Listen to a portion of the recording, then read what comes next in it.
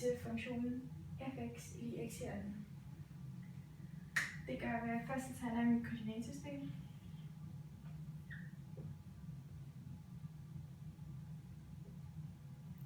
Så indsætter jeg min funktion, der hedder x i anden, som ser cirka sådan her ud. Så tager jeg mine stiplede linjer.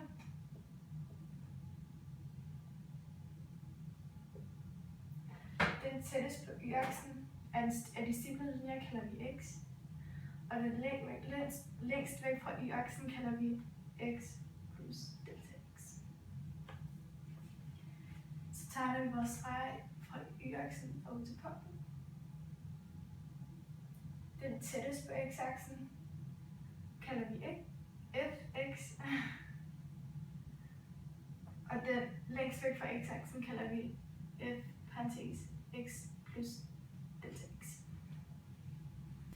Efterfølgende tegner vi vores tangent, som vi kalder at, og så tegner vi vores sekant, som vi kalder as. Vi skal så bevise sekanten, altså as. Det gør vi ved at sige as er lig delta y divideret med delta x er lig fx plus delta x minus fx divideret med delta x. Så ganger vi ind i parenteserne og ser, hvad der går ud med hinanden. Og det gør selvfølgelig f'erne. Og fordi at funktionen hedder fx i anden, så når vi fjerner f'erne, sætter vi resten i anden.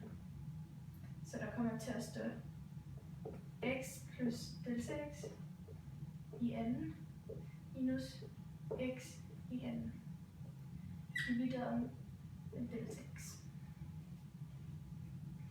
Så ganger vi så ind i parenteserne, og det gør vi ved at sige sekanten er lig med den ene i anden plus den anden i anden i det dobbelte produkt.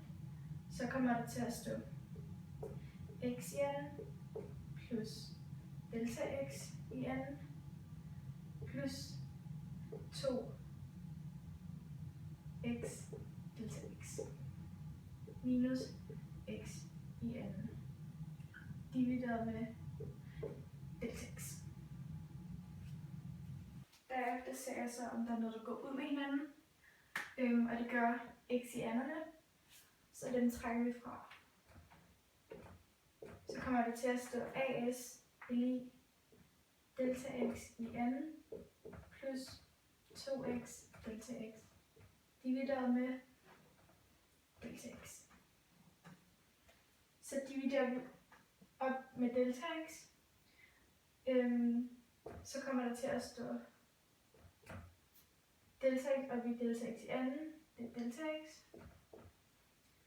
plus delta x op i 2x, delta x, det er så 2x.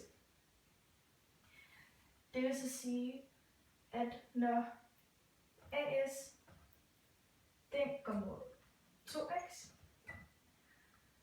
så går delta x mod 0.